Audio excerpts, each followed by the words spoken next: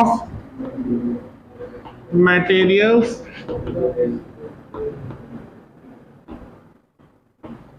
on the basis of their magnetic properties.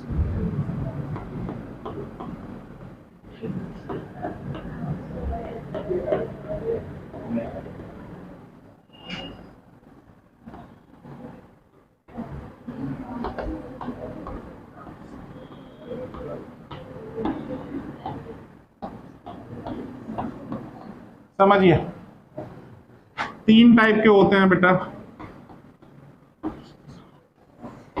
एक होते हैं डायमैग्नेटिक सबस्टांसेस, एक होते हैं पैरामैग्नेटिक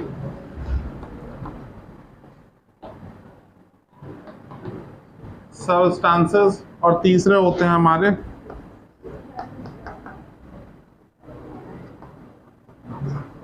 फेरोमैग्नेटिक सबस्टांसेस। बारी बारी समझो, ज्यादा बुद्धि नहीं लगानी, कॉम्प्लिकेटेड टर्म्स यूज नहीं करनी, सिंपल वर्ड में समझने की कोशिश करिए।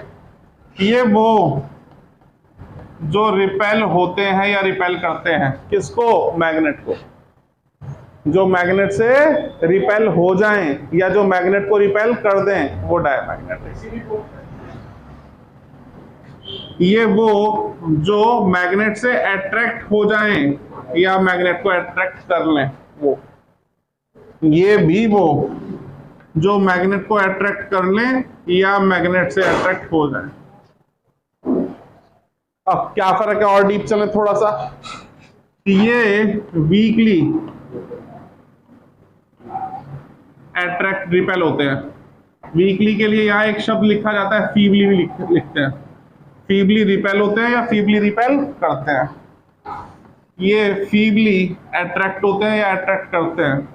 ये स्ट्रांगली अट्रैक्ट होते हैं या अट्रैक्ट करते हैं। खत्म, मोटी मोटी बात तो इतनी सी। ठीक है, ये दो substances which are feebly repelled by a magnet or which feebly repel a magnet are known as diamagnetic substances. Those substances which weakly repel, which weakly attract a magnet or which are weakly attracted by a magnet are paramagnetic substances. Those which are strongly attracted by a magnet or strongly attracts a magnet are paramagnetic. क्यों होता है, कैसे होता है, उस पे एक एक लाइन और जोड़ देंगे तो बाद में और वजन आ जाएगा। डायमैग्नेटिक में केमिस्ट्री में चैप्टर पढ़ा होगा, केमिकल बॉन्डिंग 11वीं क्लास में। एक थ्योरी होती है मॉलिक्यूलर ऑर्बिटल थ्योरी, 100 मूलिकेर ने दी थी, है ना। क्या होता है, एटॉमिक ऑर्बिटल्स कंबाइन होते हैं, डीजनरेट हो जाते हैं और नए ऑर्बिटल्स बनते हैं, मॉलिक्यूलर ऑर्बिटल्स। दो टाइप के होते हैं, बॉन्डिंग, एंटी बॉन्डिंग। उनकी कॉन्फ़िगरेशन अलग से लिखवाई जाती है, 14 से कम वालों की अलग, 14 से ज्यादा वालों की अलग। सिग्मा 1 है, सिग्मा स्टार 1 है, सिग्मा 2 है, सिग्मा स्टार 2 है। ऐसा कुछ पढ़ा था? वहां भी पढ़ाया जाता है उसका एनर्जी डायग्राम। अगर इलेक्ट्रॉन्स पेयर्ड कंडीशन में है तो डायमैग्नेटिक, अनपेयर्ड है तो पैरामैग्नेटिक। वो लाइन और जोड़ दो तो बाद में और वजन आ गया। तो diamagnetic, those substances which are weakly repelled by a magnet or which weakly repels a magnet are known as diamagnetic substances. All these substances have paired electrons in them. Paired वाले सारे निकाल लो, ठीक है। Paramagnetic, those which are weakly attracted by a magnet or which weakly attracts a magnet are known as paramagnetic substances. All those substances which have unpaired electron in them are paramagnetic in nature. ठीक है, क्या होता है, electron जब spin करता है तो उसका मैग्नेटिक मोमेंट बनता है। दो तरह के मैग्नेटिक मोमेंट होते हैं इलेक्ट्रॉन के पास, एक ऑर्बिटल मैग्नेटिक मोमेंट और एक स्पिन मैग्नेटिक मोमेंट। जब पेयर्ड होगा तो दोनों कैंसिल हो जाएंगे, एक का प्लस हाफ एक का माइनस हाफ कैंसिल आउट हो जाएगा, नेट मैग्नेटिक मोमेंट 0। अब जब मैग्नेटिक फील्ड में डालोगे तो ऑब्वियस है वो मैग्नेटिक फील्ड एक इलेक्ट्रॉन की स्पिन को सपोर्ट करेगा, एक को अपोज करेगा। जिसको सपोर्ट करेगा उसका मैग्नेटिक मोमेंट बढ़ गया, जिसका अपोज करा उसका घट गया, नेट मैग्नेटिक मोमेंट आ गया। लेकिन वो नेट मैग्नेटिक मोमेंट क्या होगा, अप्लाइड फील्ड का अपोज करेगा, इसलिए रिपेल होते हैं। पैरामैग्नेटिक में एक ही होता है, समझ रहे बात को, वो सपोर्ट करता है मैग्नेटिक फील्ड को। तो ये तो डायमैग्नेटिक पैरामैग्नेटिक की कहानी हुई। तुम्हारे लेवल पे मोटी मोटी बात, जो पेयर्ड है वो डायमैग्नेटिक, जो अनपेयर्ड है वो, जो रिपेल होते या करते हैं वो डायमैग्नेटिक, जो अट्रैक्ट होते या करते हैं वो पैरामैग्नेटिक। फेरोमैग्नेटिक के लिए थ्योरी अलग है, इसके लिए दी जाती है domain theory. Domain theory ferromagnetic के एग्जांपल भी अलग है। इसमें तो एग्जांपल में सिंपल सा हो गया, डायमैग्नेटिक में पेयर्ड वाले आ गए और पैरामैग्नेटिक में अनपेयर्ड वाले आ गए। लेकिन फेरोमैग्नेटिक के एग्जांपल अलग है, इसके 4 एग्जांपल है मेन, होने को और भी हो सकते हैं, मेन 4 है, आयरन, स्टील, निकल, कोबाल्ट। इनमें डोमेन थ्योरी के बेसिस पे एक्सप्लेनेशन दिया जाता है। डोमेन थ्योरी क्या कहती है कि फेरोमैग्नेटिक सब्सटेंसेस के अंदर छोटे छोटे पार्ट्स बने हुए होते हैं जिन्हें हम डोमेन कहते हैं, छोटे छोटे सेक्शंस बने होते हैं, कहते हैं डोमेन। एक डोमेन के अंदर जितने भी मैग्नेटिक मोमेंट्स आएंगे वो सब सेम डायरेक्शन में होंगे, लेकिन डिफरेंट डोमेन्स के अंदर सारे मैग्नेटिक मोमेंट डिफरेंट डायरेक्शन में होंगे। जैसे समझाने के लिए मैं बात करूं तो एक ही किसी फेरोमैग्नेटिक सब्सटेंस का क्रॉस सेक्शन मैंने ले लिया, इसमें इस तरह से छोटे छोटे सेक्शन बन रहे होंगे।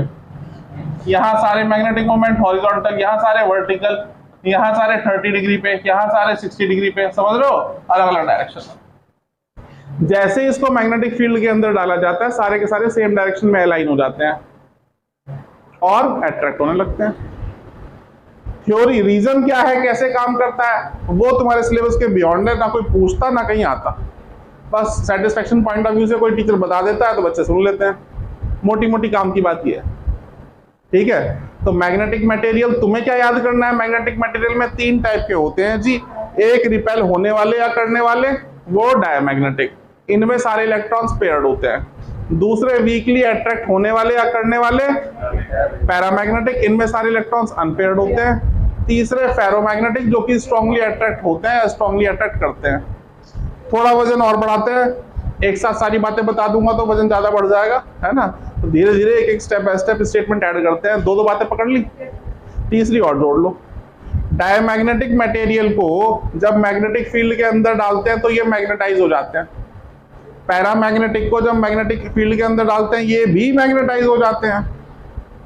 फेरोमैग्नेटिक को जब मैग्नेटिक फील्ड के अंदर डालते हैं ये भी मैग्नेटाइज हो जाते हैं। लेकिन थोड़ा थोड़ा फिर फर्क आएगा। क्या फर्क आएगा, डायमैग्नेट अप्लाइड फील्ड के ऑपोजिट डायरेक्शन में मैग्नेटाइज होंगे, पैरामैग्नेट अप्लाइड फील्ड के डायरेक्शन में ही मैग्नेटाइज होते हैं, और फेरोमैग्नेटिक जो होते हैं वो भी अप्लाइड फील्ड के डायरेक्शन में ही मैग्नेटाइज होते हैं। इतनी बात समझ में आ गई, कहानी खत्म है इसकी। कोई डाउट, कोई दिक्कत, कोई समस्या, कोई परेशानी तो बता दो। अब ये भारी भरकम टर्म्स यूज नहीं करने का, ठीक है, छोटी छोटी बात, ठीक है। वीकली रिपेल होने वाले डायमैग्नेटिक, वीकली अट्रैक्ट होने वाले पैरामैग्नेटिक, स्ट्रांगली अट्रैक्ट होने वाले फेरोमैग्नेटिक, कहानी खत्म है। Diamagnetic paired electrons, paramagnetic unpaired electrons, ferromagnetic domain theory. बात समझ में आ गई। इसकी प्रॉपर्टीज बड़ी इंपॉर्टेंट है, ठीक है।